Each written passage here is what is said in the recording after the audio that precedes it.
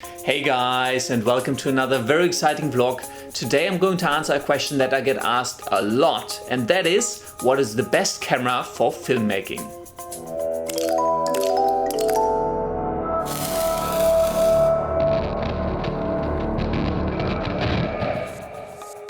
First off, if you're just getting started with filmmaking, if you haven't actually filmed a video yet, any camera will do. Absolutely any camera will do. Do not go and spend a whole lot of money on getting a DSLR, a mirrorless, or an expensive video camera.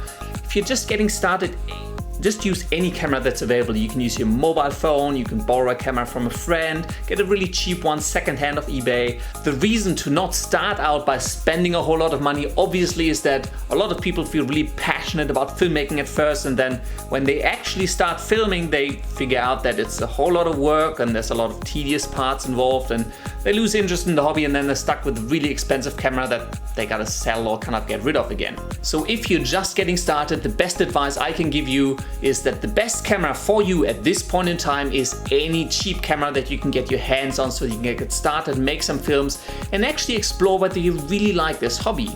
So now let's talk about what is the best camera for filmmaking. If you've seen my previous vlog, you kind of know what is coming, and that is that the best is obviously always really subjective. Now, someone could say, well, it may be the Red Dragon camera, which is, I think, somewhere around the $50,000, shoots in 6K and has a load of amazing features, but give that to someone who wants to film water sports and that camera is useless to them. They need a waterproof camera like a GoPro Hero 4 or something that'll obviously work within their environment. Or recommend the Red Dragon to someone who does not have $50,000, and it's probably not the best camera for them either. So obviously the best, just like with computers, depends on your budget, your requirements, and your personal preferences. The camera that I personally use for most of my short films and my tutorials is this beast here, which is a Canon 5D Mark III with a 24-70 f2.8 lens. It's pretty heavy, and a lot of people ask me, do I need to get a DSLR for filmmaking? And no, you really don't, especially this is a full frame camera, it's really expensive. The main reason I got this is because I also love photography, and well, I always wanted to get a full frame camera, and this one is a really, really beautiful camera. But if you're not into photography, you probably don't need to go this high and just to shoot some videos. Another consideration as to whether to get a DSLR obviously is, do you need all of that complexity? A DSLR gives you great control, but you also need to learn how to use it properly. If things like aperture, shutter angle, ISO, white balance, exposure, compensation, and a few other terms just kind of scare you and you don't really want to have to deal with it, maybe don't go with a DSLR. If you, however, love photography and you want an all-in-one camera that can shoot great photos and great video, sure, have a look at some of the DSLRs. You obviously don't need to go as high-end as a 5D. There's some great cameras like Canon 650D, 750D, or even the 60 if you want to go full frame, which again is more for photography than for filmmaking. Certainly have a look at those ones. Now, I haven't always used a Canon 5D for quite a long time. I've actually used a Nikon D7000, which was a great camera as well. I loved it, was really good. The main reason to switch to the 5D was I wanted to go full frame, but also Selena was always using Canon lenses, and so it kind of made sense for me to go Canon as well, so we can at least share lenses and we don't have to double up on everything. If you decide that a DSLR is not for you, and there's absolutely no shame in that, you still have quite a number of different options. Like you can go with a mirrorless, you can go with a compact camera or a mobile phone or a sports camera like the GoPro. So you still have quite a bit of choice. Personally, I've never really switched onto the mirrorless, although you can get some really great quality mirrorless cameras these days. Some of them are kind of more expensive than some of the entry and mid-level DSLRs by now, but you can get some really great video out of those as well. Personally, I've always used either compact cameras or just went all the way to a DSLR. But some of the great compact cameras, so the one I'm using right now obviously is a Canon G7X. Absolutely love this camera.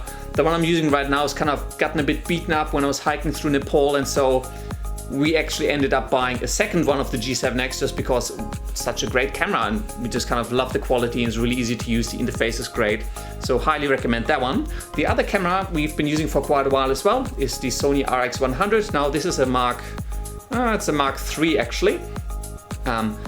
Really, really brilliant camera as well. A lot of manual control, so this is actually getting you close to what you can do with some of the DSLRs or some of the mirrorless cameras. The main reason I personally don't like the Sony as much is because I don't like the user interface as much. And again, that's just personal preference for me. Personally, I get along much better with the Canon cameras.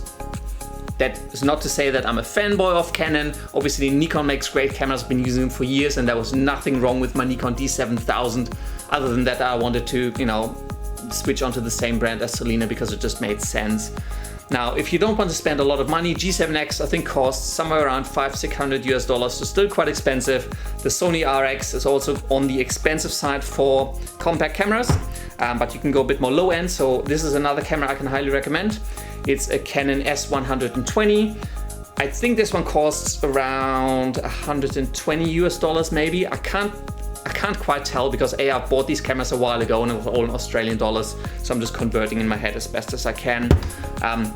So that one I can also recommend as a really great entry-level camera just to get you started, get some nice footage, a great video stabilization, which is always nice.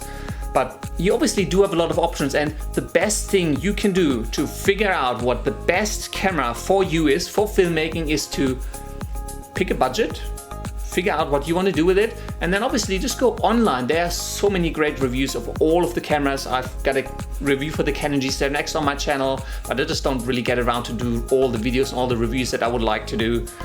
But there's so much information online. You can figure out exactly what the cameras do, how much they cost you, and then figure out whether it is really a suitable camera for you.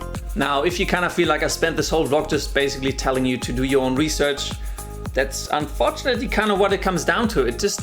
It's such a subjective thing of what is the best, and I kind of find it so funny that I get asked this question so much. Like, can you recommend me a camera? I'm like, how can I? I just don't know your situation. I don't know your skill level, your budget situation, what you actually want to do with it. So the best I can do is tell you what I personally like and, recommend the things that I feel comfortable recommending to other people because I know they're great and they work really well for me. But it all comes down to your personal preferences, what you want to do, what you can afford. And so you have to do your own research. But as I said initially, if you're just getting started, if you haven't actually done any filmmaking, you just kind of, oh, this looks like a fun hobby, I want to try it out. Use your phone, use a cheap camera, just play around with it, try it out to see whether you actually like it before you start investing a whole lot of money into it. And that's pretty much all I have to say for today. As always, I really hope you enjoyed this vlog. As always, if you do have any comments, questions, or suggestions, please leave them down in the section below. And if you do want to see some cool filmmaking and visual effects tutorials, go check out my main channel. And I would also greatly appreciate it if you could subscribe to this channel, which I'm hopefully going to do some more rambly vlogs on about all of the stuff that goes on behind the scenes. Yeah, thank you very much for watching, and until next time, I will see you later.